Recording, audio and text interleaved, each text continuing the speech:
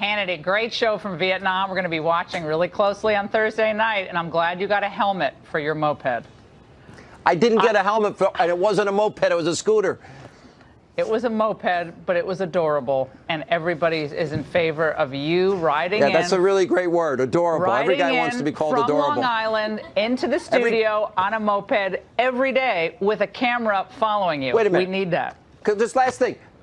If I wore a helmet, I would have been brutalized more than I already am. Now, the only better thing would have been if you were vaping with a helmet, and that would have been good. All right, Hannity, you be safe there.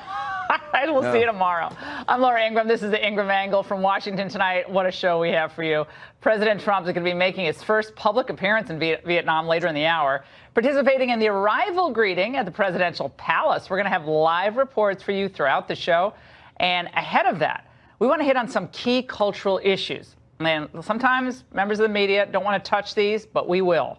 And these are poised to become flashpoints in the 2020 election. The left's radical turn when it comes to life itself, plus the push to racialize every segment of our cultural, entertainment, political lives. Tonight, we're going to be joined by one of the most influential voices in American politics and the culture, Shelby Steele of the Hoover Institution, in a rare interview. What does he think of the 2020 Democrat calls for reparations and his response to the repeated charges that Donald Trump is just a racist? Well, don't miss this. But first, the left's dark evangelism. That's the focus of tonight's angle. With every passing day, the Democratic Party reveals what its true intentions are. Though they claim to be the party of science and facts, their advocacy and voting patterns show they're anything but. Yesterday, the Senate voted on a bill that would require a doctor to use all of his skills to preserve the life of a child born alive after an attempted abortion. The bill came in reaction to grisly, macabre efforts in New York, Virginia, and elsewhere to essentially legalize infanticide.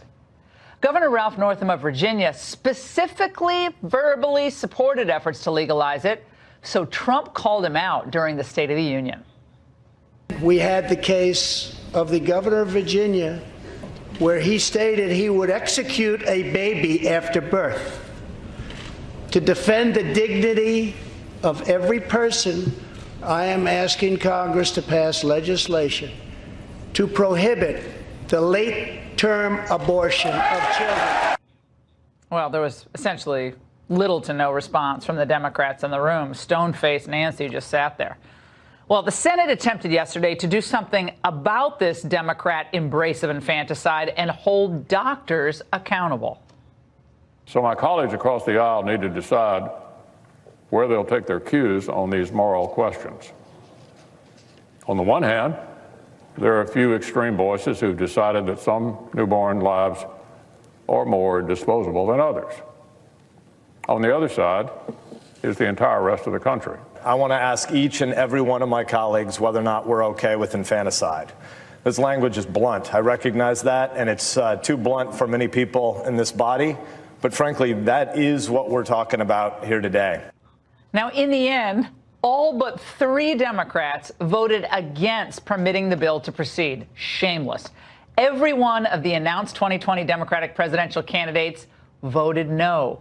Senators Gillibrand, Booker, Harris, Klobuchar, Warren, and Bernie Sanders voted to support the wanton extermination of children already born.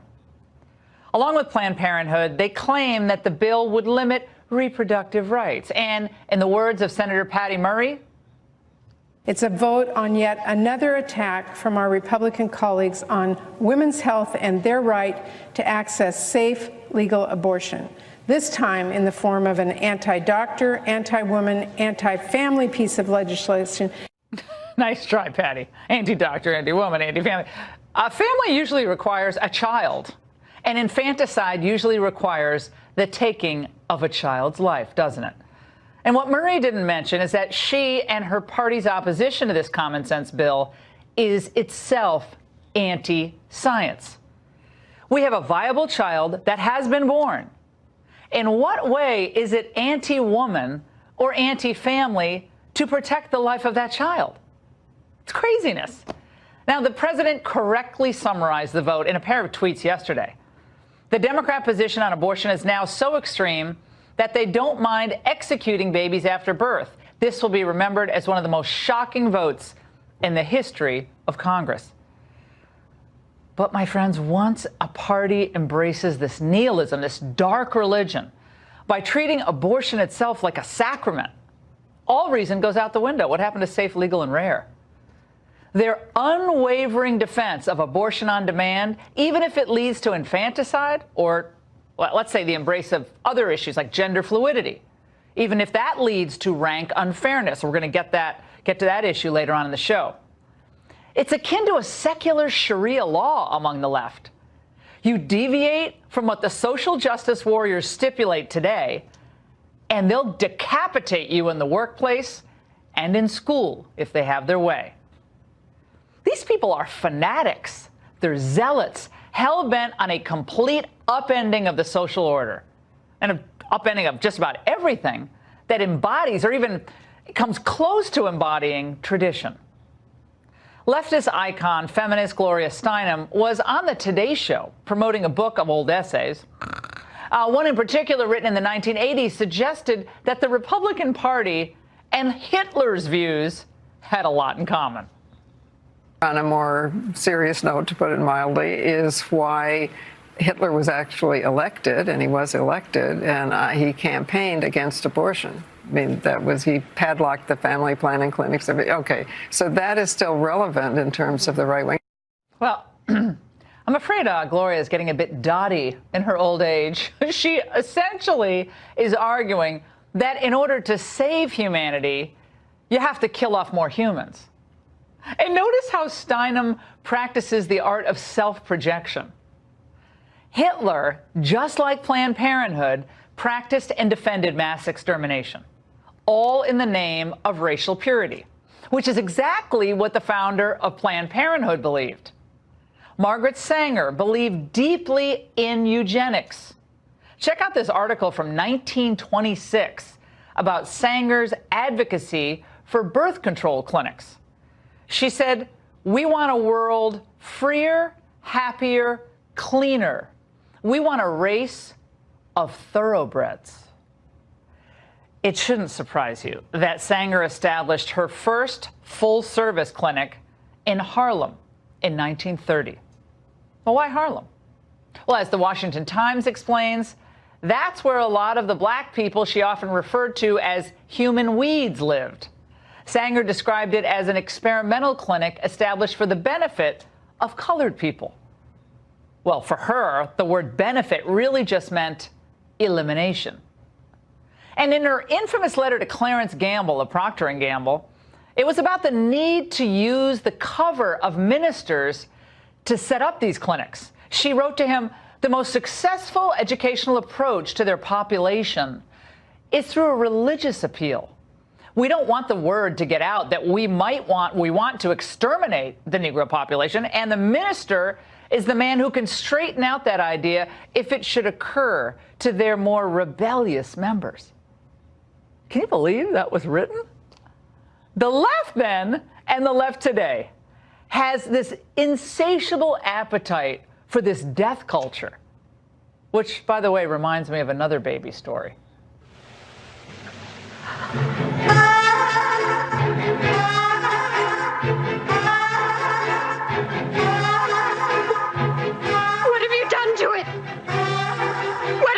To its eyes.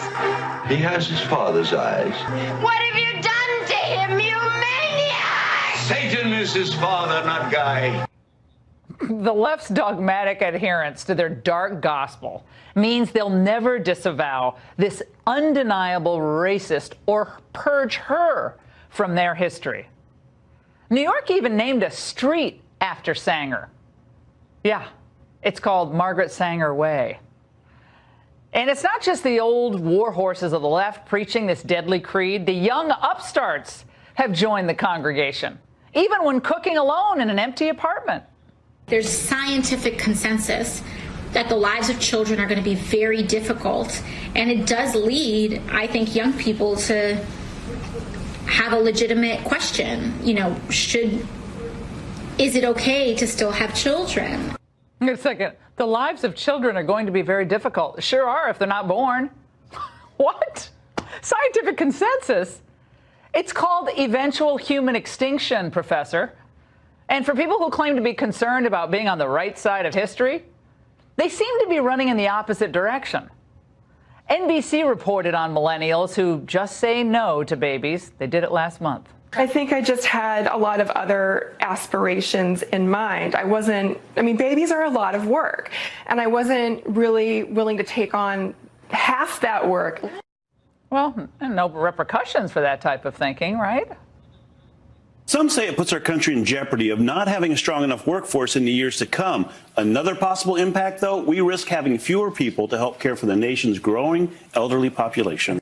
But who cares about them? I'm not sure Margaret Sanger would care much about them. They're disposable as well. Those old people will have robots to feed them by then, right? Oh, come on, please. But there is some sunshine in the forecast, my friends. A new Marist poll finds that after a 17-point gap last month, Americans are now just as likely to identify as pro-life as pro-choice. And Democrats are where the movement is happening. Last month, 20% of Democrats claimed to be pro-life. This month, that number is up to 34%. Massive increase. And Americans are overwhelmingly believing that third trimester abortions should be outlawed. 71 to 25%. The poor people in the 25%, but we'll pray for them. Now, the left, blinded by their dogmatic attachment to abortion, can't see that Americans don't want what they're selling. If AOC really wanted to be edgy, she'd couple her love of creation and all things green with a love of life and defending the most defenseless. And that's the angle. Here now, Dinesh D'Souza, conservative author and filmmaker, and Kelly Hyman, a social justice attorney. Dinesh, let's start with you. There's something strange here going on with today's Democrats, because one of their radical members proposes something which most people think is absolutely insane, and yet then they all rush in to get behind it and to state it as their actual opinion. So what's going on here? Well, this may seem like a radical turn in the Democratic Party, but it's actually anchored in the deep history of progressivism and the early 20th century Democrats. Of course, in the early 20th century, it wasn't abortion. But the two issues that progressives were very fascinated by, one was forced sterilization, and the other was forced euthanasia, basically killing. And Margaret Sanger, for example, was a champion of the sterilization side, forced sterilization. And she was an admirer of the Nazi sterilization program of 1933. Now, the Nazi euthanasia program of 1935 was also directly lifted from blueprints supplied by American progressives. So this is the actual deep, dark history of the Democratic Party. It's been kind of papered over by progressive historiography, but it's all coming back in a nightmarish fashion. Well, again, we're looking at the results of this most recent poll. It's without a doubt been influenced by this infanticide debate, I think. And as a social justice attorney, how do you view this change, even among Democrats, on that issue of abortion?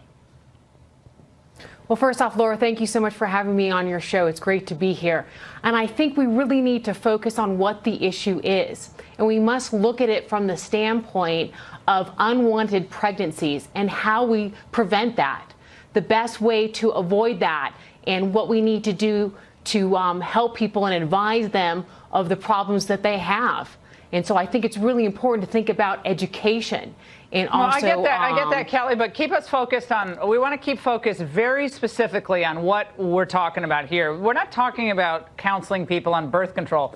We're talking about infants who are actually born. And the U.S. Congress can't get itself together to protect an infant that is born alive. Now, people think it's unfair because Mitch McConnell brought that to the floor. Well, it's a person, and the person is living. And now the Democrat Party has gotten so, they're totally smothered by this abortion deal that they can't even see the lack of basic humanity in that moment. Now, how did we get there, and how do we get past this? Because this is, forget whether it's bad for the Democrats. I frankly don't care whether it's bad for the Democrats. These are people, including girls, little girls who have very few people to speak for them. That's my concern here. It's not teen pregnancies are going down. This is a problem when a country embraces infanticide, Kelly, and I can't imagine that you do. I just have a feeling you don't even buy this. Do you? Do you buy into this? Well, I understand in regards to the legislation that was proposed that there are already books on the law that handle this situation.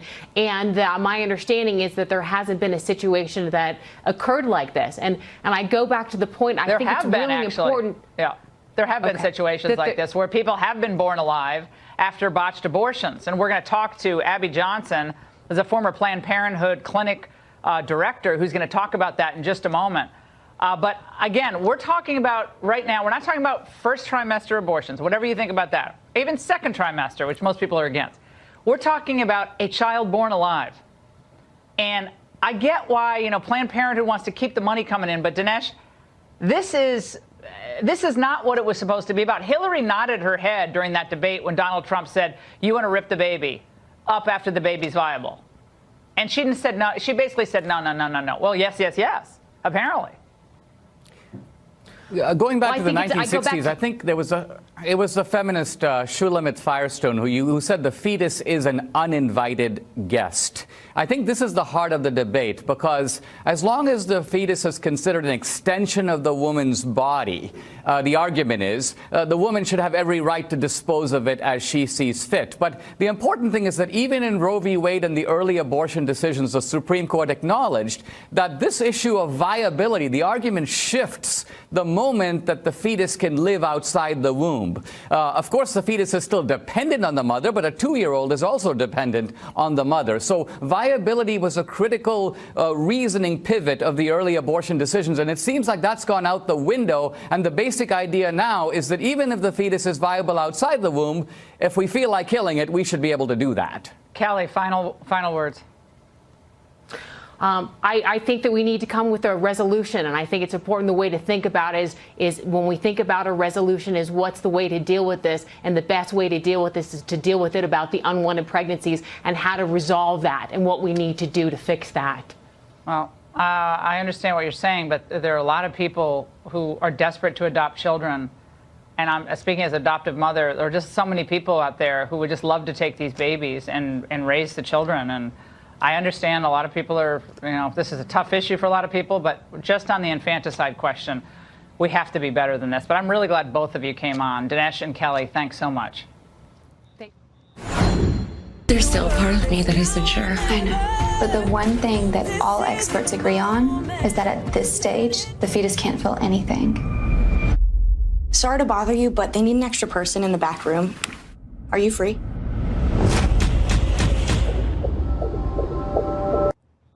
Well, that was a scene from Unplanned, a soon-to-be-released film about former Planned Parenthood clinic director turned pro-life activist Abby Johnson. We're pleased to be joined now by Abby herself. Abby, now, when you worked at Planned Parenthood, did you ever think that pro-choice advocates would eventually line up behind infanticide? Honestly, I have to say that I didn't. There were a few people that I worked with. My supervisor was one of those people who believed that late-term abortion was perfectly acceptable. Elective late-term abortion was acceptable. She believed that it was perfectly acceptable to allow the baby to suffocate or deliberately suffocate the baby after the baby was born, if the baby was born alive. But most people who say that they are pro-choice do have some sort of line in the sand where they say, okay, that's too far. That's too much. For most people who are pro-choice, that line is viability. Right, but Dinesh just said that, but that's out the window. That is out the window. After this vote on the Hill, and after what we saw with Northam and now Vermont and Rhode Island, New York, Virginia, everyone's trying to jump on the bandwagon, whether the effort is successful right now or whether it will be a year from now. We've reached the precipice. And New York jumped over the precipice. Look, we are at a time in our society, back 20, 30, 40 years ago, people were ignorant, but it was also innocent to believe that we were just dealing with a clump of cells here, a massive tissue. But now we have medical science advancements, we have DNA testing, we have ultrasound technology that shows us that this is a human being. This is a child that is alive in the womb. And we've really reached a new low level of depravity in our country when people are willing to say, I know it's a human being, I know it's alive, I know it has a beating heart, I know it feels pain, and I'm still willing to kill it. Well, Mother Teresa warned us against this, decades ago. And now with technology and everything else we know, it's breathtaking. It is breathtaking. That's where we are. And by the way, Unplanned, movie about you, was given an R rating by the Motion Picture Association of America. But girls who are under the age of 17 can get abortions without the consent of their parents. So you think about that for a moment. Abby, thank you so much for sharing your story tonight. We really appreciate it. Unplanned will be out shortly. And the 2020 Democrats have done their best to stoke the flames of racial animus over the past month. But their latest gambit might take the cake: race-based reparations for slavery. You knew we were coming to it. Now, what does one of the most prominent African-American scholars in the country think of that? Shelby Steele is here, a rare television appearance. I'm really excited that he's on. Stay there. 69. That's 1-800-513-5769. Call now for your free information kit. As I mentioned in the previous segment, there's an interesting phenomenon among Democrats ahead of the 2020 election. One of their fringe members proposes something really radical, and then they all rush in to support it in an effort to boost their own radical bona fides.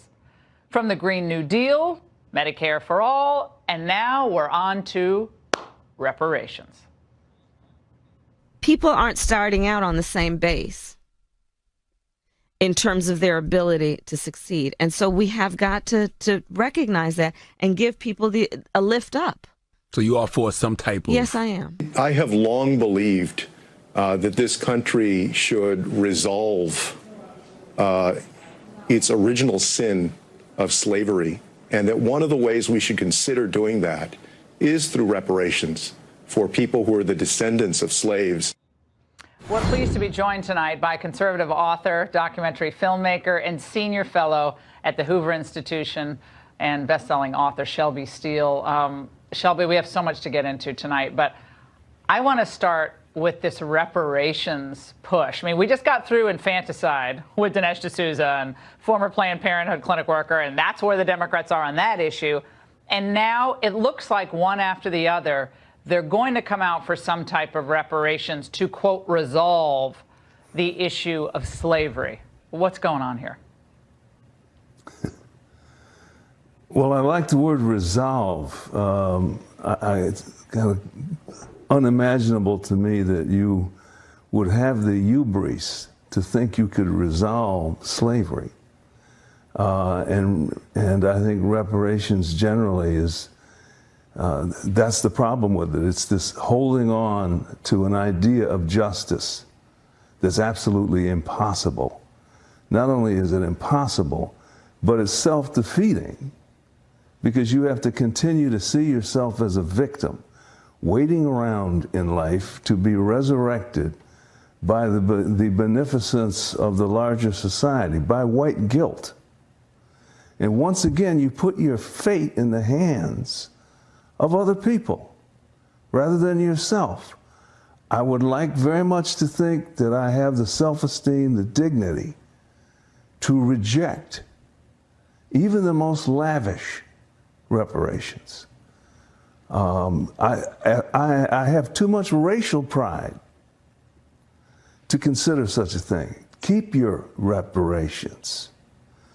I will fight like every other man in the world, every other person in the world, to get ahead, to make progress.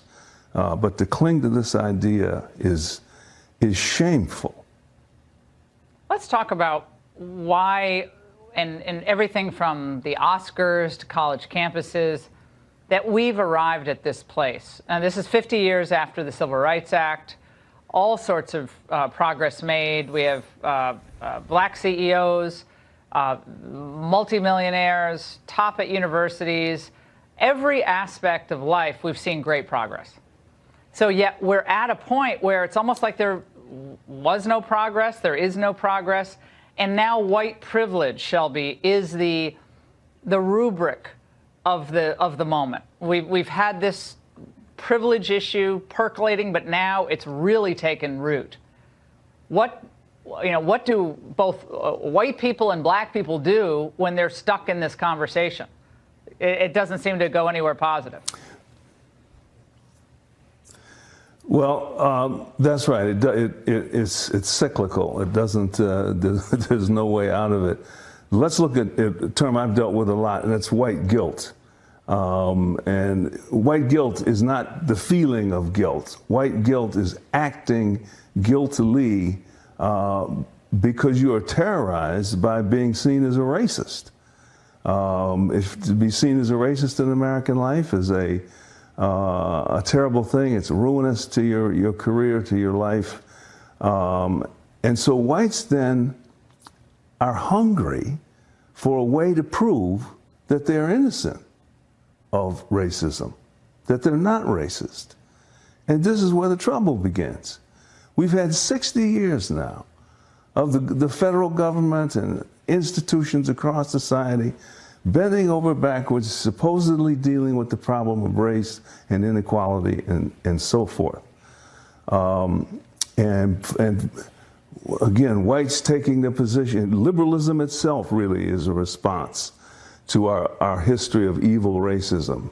Liberalism is going to sort of redeem us from that. But the problem with that is that you steal the thunder of the people you're trying to help. You cut them off from the human part of themselves that wants to aspire, that wants to make a life no matter what. The part that is fearless, that wants to engage the world. So to satisfy this guilt, this larger is in society, we end up facilitating weakness in the very people we're trying to help. Shelby, weaker and weaker. Yeah, and it takes away that drive, that initiative that I think we all innately have to improve ourselves regardless of where we are in life or even where we came from. But Shelby, I also want to get your response to this tired trope we've seen during Trump's presidency, and it's reared its head again. 2 separate occasions just in the past 24 hours. Watch. Well, look, when you talk about his statement on that, when you talk about him calling African countries S-hole countries, when you talk about him referring to immigrants as rapists and murderers, I don't think you can reach any other conclusion. So you definitely would agree that he's a racist? I do, yes. I don't really think that the president sees black people as fully human. I don't think he sees us as having agency, intelligence, as noted by his comment about Spike. He wishes he could read. There's always some subtle suggestion that black people need to catch up. Your reaction to that, Shelby? Well, I think this is part of the politics of the left. Liberalism has to have a menace to fight against, to justify its claims on power. One of the things that they don't have many real problems to work with today. We don't have the racism that we used to have, for example. What came along as a kind of gift to them was Donald Trump, who could be built up into a huge menace. He is an enemy of civilization itself, and we have to rally against him. We have to demand power in order to fight him. So Trump, in that sense, is the new racism. He justifies. Without Trump, what do they have to fight against? Racism has been pretty much nullified. And they don't believe that. Shelby, they don't believe that. No, they don't. You listen to Spike Lee at the Oscars, they believe that when they walk around When they walk around the world up and down the streets and go into this place, I grew up in segregation. I know what that's really like. That's not a problem today. You can do it and go anywhere you want. You can be anything you want to be. And when you say that Trump is a racist, you are simply you're regressing. That's retrograde. That's yesterday. That's not today. And you're not helping anybody. The problem is that we have, as a people who were oppressed for 3.5 centuries, we don't yet know how to deal with freedom. Freedom is far more of a problem in minority communities today than racism. Racism is that we're calling back this old problem of racism to hide from our new problem of freedom. That's what we don't have a history really of that. Interesting. Yeah, we had to deal with everything, but not that. Yeah. Shelby, I mean, I could just talk to you for an hour. Yeah, I literally could just talk to you for an hour about all these issues. And I hope everyone in the country is listening to this right now. We've talked a lot on this show about solutions, how people can try to get ahead in their lives, inspirational stories, dead ends. We've all found them in our own lives. But you're giving us some common sense ideas about how to think about the challenges in front of us. And Jussie Smollett, I mean, this case blew. I mean, this could have resulted in blocks being burned down in Chicago if this thing kept going. Right. And then it's found out to be a hoax. And at UCLA, Shelby, not too far from you, down the coast, UCLA students were actually saying, "We still believe Jussie." That's how bad things have gotten. Shelby Steele, it's total denial. Shelby, thank you so much for joining us. You don't do TV often, and we really hope you'll come back. Just fascinating. Thank you so much. And you're looking live at Hanoi, Vietnam, where President Trump is set to make his first appearance ahead of his second summit with Kim Jong-un. Any moment, we're going to take you there as soon as the president emerges. CPAC special with David Webb. It all starts Thursday on Fox Nation. Start your free trial now. At any moment, President Trump will make his first official appearance in Vietnam ahead of his historic second summit with North Korean leader Kim Jong-un. Kristen Fisher is live in Hanoi, Vietnam tonight with a quick preview. Kristen.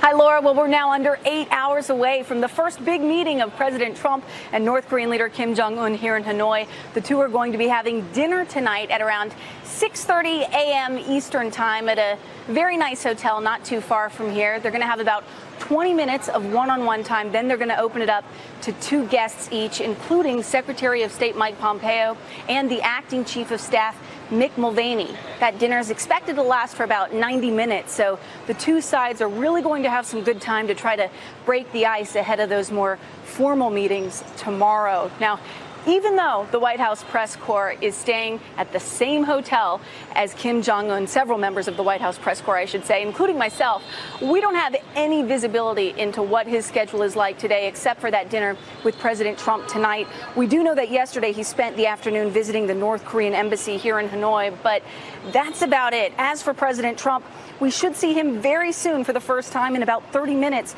He'll be arriving at the presidential palace where he'll meet with the president of Vietnam and sign a commercial trade agreement. In a tweet about an hour ago, President Trump said Vietnam is thriving like few places on earth. North Korea would be the same, and very quickly if it would denuclearize.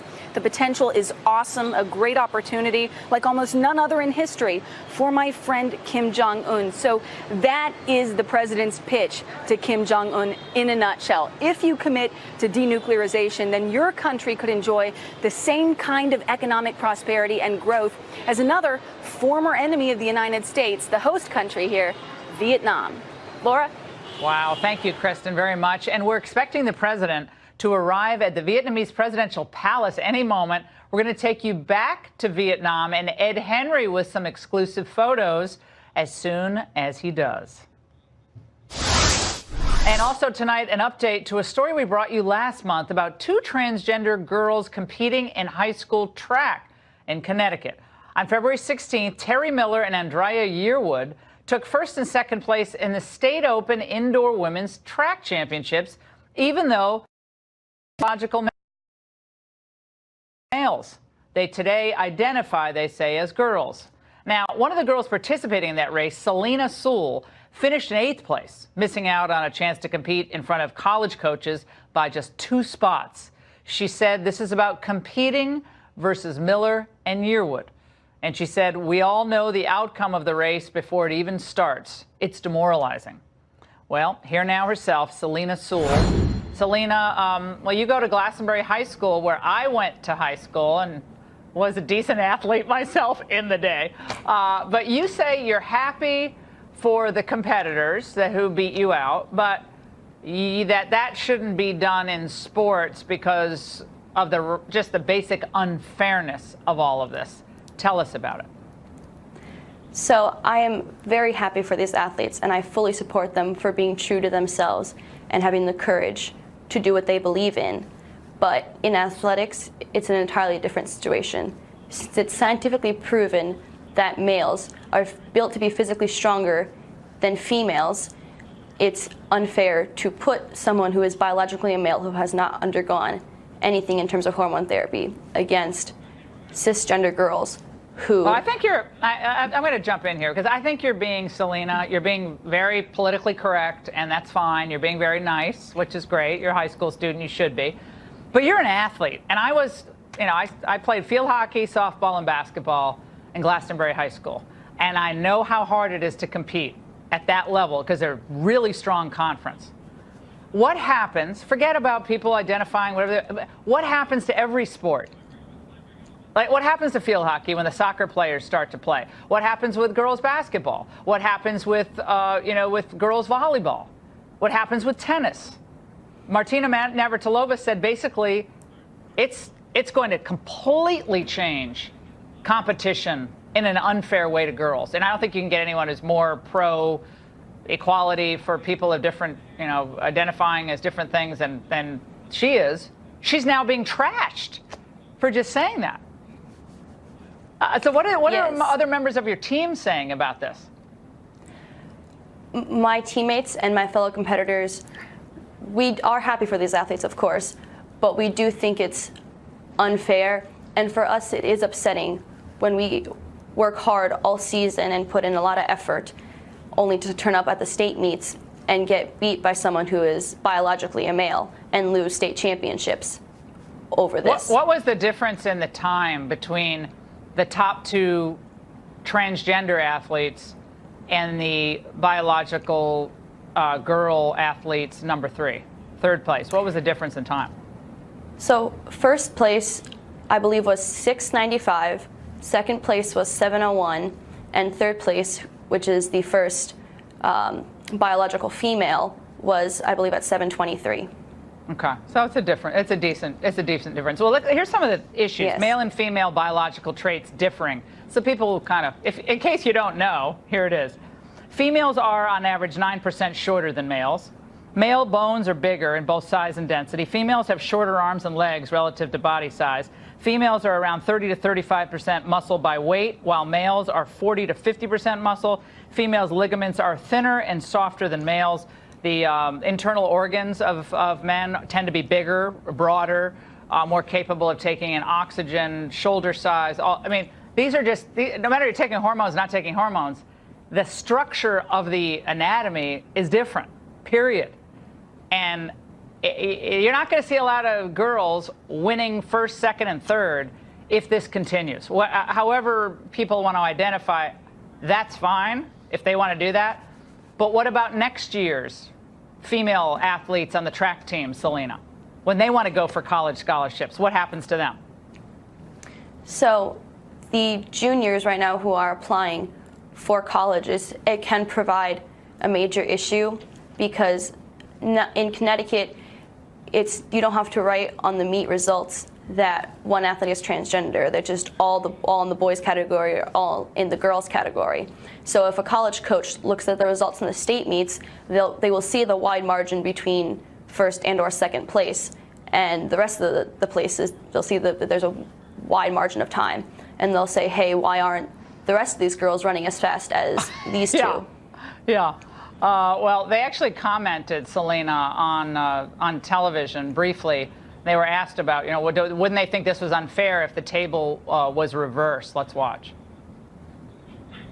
I'm not going to discourage you or try to say, oh, it's not fair. And it would just push me to run faster. I'd be happy for them because they get to do what they want. They're happy, so then that should in turn make me happy. Any final thoughts, real quick? It's very frustrating because I know I have put in, some of my friends and fellow competitors have put in so much time and effort to take down our times and to compete ourselves better, but we are not physically able to be competitive against someone who is biologically a male. No, you're not. And get your parents involved, okay? So y'all in Glastonbury, it's kind of a liberal town now, I guess, but you have great athletes, great athletics, great school. Get involved. It's about fairness, not demonization, but fairness, basic fairness. Selena, thank you for having the courage to come on tonight, and we hope other teammates also have the courage to speak out. It's really important. And we're just moments away from President Trump's arrival at a welcoming ceremony in Vietnam. We're going to take you there live as soon as it happens. Plus, Dems are pushing for a gun control vote on the House floor tomorrow. So why are they trying to block amendments from an actual victim of gun violence? Congressman Steve Scalise is here next to tell us. Choose a free Purple product with mattress purchase at purple.com/TV.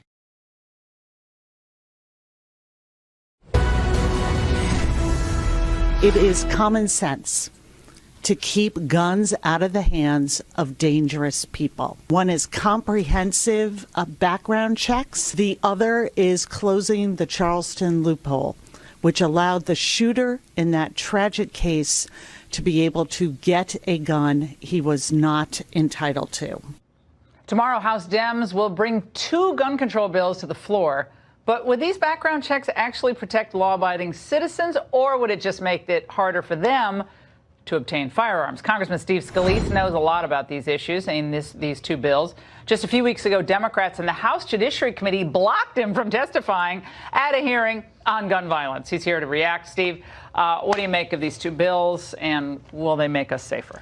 Well, Laura, first of all, what these bills will do is they will make criminals out of law-abiding citizens. How so? If you look at the bills, first of all, they hide behind background checks. Background check system is already in place. What this bill will say, for example, if you have a gun and you want to loan it to a friend because maybe she was beaten up by her boyfriend, she's got a TRO against her boyfriend and she's afraid he's going to come back and hurt her tonight, and she comes to you and says, can I borrow your gun tonight because I fear for my life? If you give her your gun, once she goes back to her house, you are now a felon. You can go to jail for a year and have a $100,000 fine. Wow. It's in the bill. We tried to take that out, by the way, and the Democrats blocked that amendment. So that's what this is about. Oh, and by the way, we tried to bring an amendment to say if an illegal alien tries to buy a gun and goes through the background check system, which, by the way, would then red flag it saying this person's here illegally, we said, okay, now he's tried to illegally buy a gun in violation of federal law, notify ICE so that he can be deported. The Democrats blocked that amendment. So a law-abiding citizen will go to jail and be a felon. An illegal person can't be turned over to ICE under the Democrat bill. Now, do they think that this time it's going to work? I mean, that the gun issue for them is going to work? Because they kind of take a step forward and step back on this. Because usually, except in places like Massachusetts, where that congresswoman is from, it doesn't really work. I mean, even with these horrific tragedies, people kind of move on, which I guess can be a bad thing. But people, I think, generally think, be tough on crime, be tough on the criminals, make it hard for a truly mentally unstable individual from getting a firearm. You're in favor of that, correct? Absolutely. And what's really sad about this, Laura, is that they hide behind some of these tragedies, like Parkland, pick the baseball shooting. Their bill would not have done anything to stop these tragedies. Las Vegas, their bill wouldn't have done anything. What it would do is make criminals out of law-abiding citizens. If you go hunting with a friend and your friend wants to borrow your rifle, by the way, you better bring your attorney with you, because depending on what you do with that gun, you may be a felon if you loan it to him. And let's say he wants to go scope it at the range before he goes and shoots deer. That act can make you a felon subject to a year in prison and $100,000 fine. So they want a federal database. Do they Ultimately, not? They want gun registration of all guns. A federal database, but even if you... And then confiscation is the next step. If it's in a sale from a friend to a friend, And then they want a federal. They want to make that, record. they want to make that subject to going through a dealer in D.C. right here. In Washington, D.C., there's only one licensed dealer. Talk about a monopoly. How much will they charge Another reason for I that got transaction? out of D.C. Okay, how does that stand? There have been legal challenges to this, and for the most part, people won the look Heller at case, California. Again, their utopian state is California for all of these crazy ideas they have. They have universal background checks in California. When they did it, it didn't reduce crime. What it did is make criminals out of a lot of I got to tell you what, when Congress did not do that reciprocity. That was a great. I'm a co-sponsor. Richard Hudson's bill. That was an outrage, Congressman. That when you have a gun and a gun license in Virginia, it should be the automatic reciprocity in Minnesota and in Colorado. If you want to go through all those extra steps to know how to handle a gun safely. By the way, the population of people who have those concealed carry permits are a much safer population. They actually help prevent crimes from happening. Steve Scalise, great to see you. Always Thanks good to so be back, much. Laura. And happy Mardi Gras. Happy Mardi Gras. And any minute now, President Trump will arrive at the presidential palace in Hanoi to meet with his Vietnamese counterpart ahead of tomorrow morning's reunion with North Korean leader Kim Jong Ride-a-Train-un. Fox chief national correspondent Ed Henry is live in Vietnam tonight with a look at what's at stake at this second summit. Ed, are you on a scooter? No, you're sitting and not moving. I love it.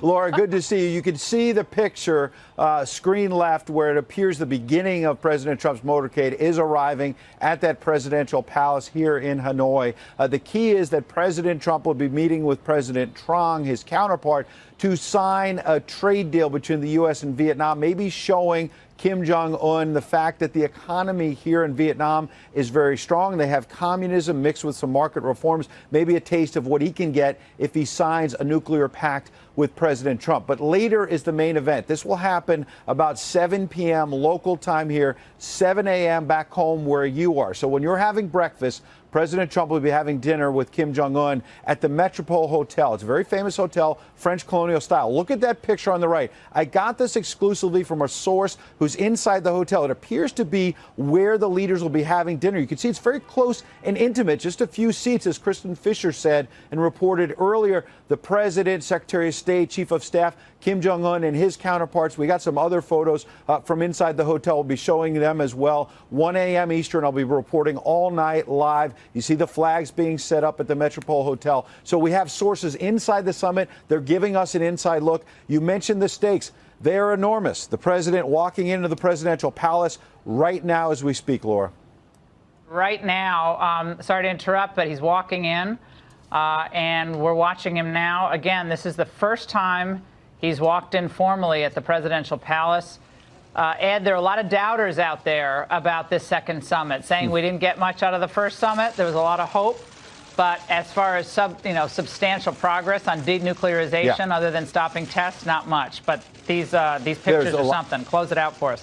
They are. And a lot of naysayers, you're right. Think about the AP story a few days ago saying a nightmare scenario, they said, would be the president signing a bad deal. You know what? Actually, a nightmare scenario would be a nuclear conflict. That's the nightmare scenario. So far, because of the president's diplomacy, we have avoided that, Laura. Yeah, de-escalation of a very difficult situation. We certainly hope for the best. Thanks for that photo of the taste tester, the food tester there, Ed, testing that food for Kim Jong-un.